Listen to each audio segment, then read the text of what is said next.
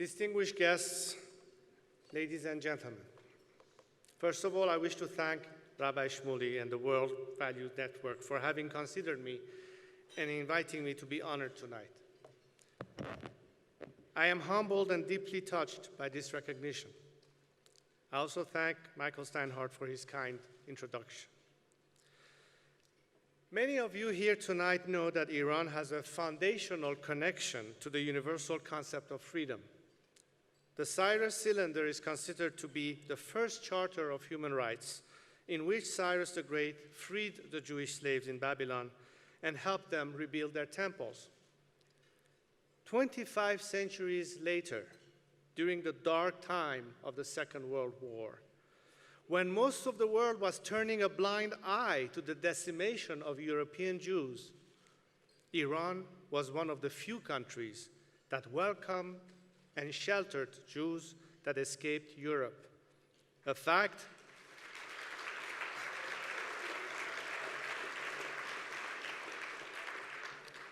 that is a source of pride for my country and my family. But while Iran has this proud history, my own compatriots have been held hostage for 37 years by a clerical regime that abuses the very notion of freedom. Since I left my beloved Iran, I have dedicated my life to fighting for my compatriots' freedom and their human rights. I do appreciate the fact that by recognizing my efforts, you have demonstrated your care and concern about the plight of the millions of Iranians who have suffered under the repression of the clerical regime ruling my homeland. I dedicate this recognition to the brave Iranians who have lost their lives in the struggle and to those who continue to fight for freedom.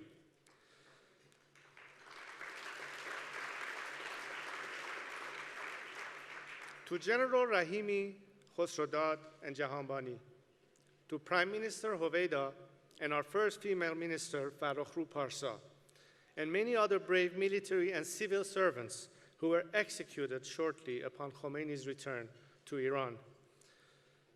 To Prime Minister Shapur Bakhtiar, Fereydun Farrokhzad, and many other dissidents who were assassinated on foreign soil by the regime's terrorists.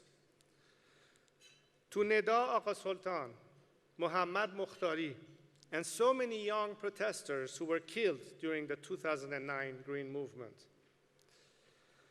To 17-year-old Mona Mahmoudnejad and Simin Saberi, who were executed for being Baha'i, and to all those Baha'is who were forced into exile. To Christian priests and converts, Haik Hovsepian, Mehdi Dibaj, and Tatos Mikaelian, who were all murdered because of their faith.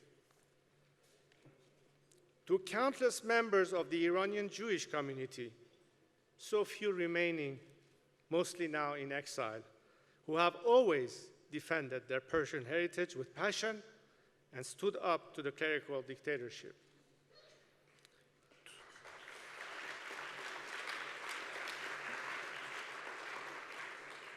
To the Gonabadi dervishes and all persecuted Sufis.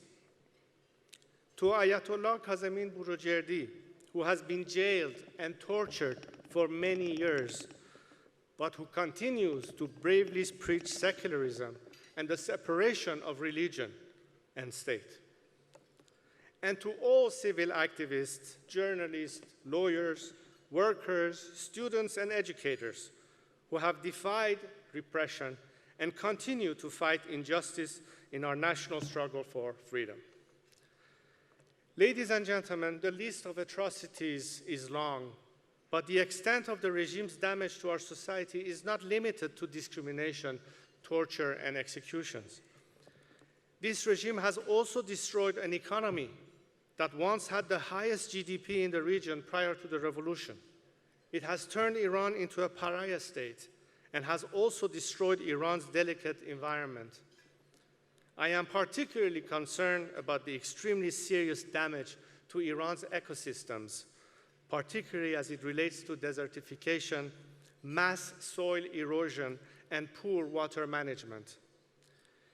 Iranians devastated by desertification may now be forced to migrate to other regions of the country with very little chance for employment, housing, and access to resources.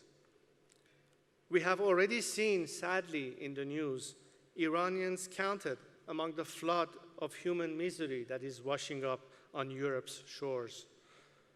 Officials have predicted that in the next decade, millions of Iranians will be migrating from Iran. This will certainly mean a greater number of refugees attempting to reach Europe or take the sea to reach the coast of Australia, increasing the instability to world order. Ladies and gentlemen, you may ask yourselves, why have we come to this?